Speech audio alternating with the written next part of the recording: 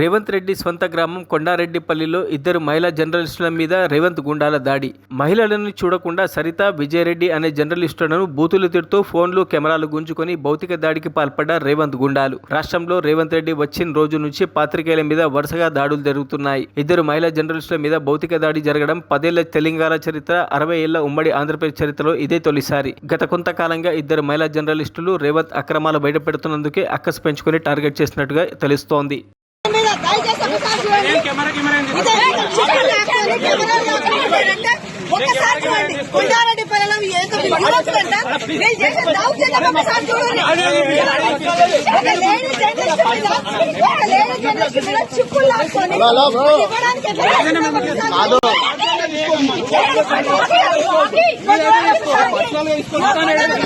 చేయి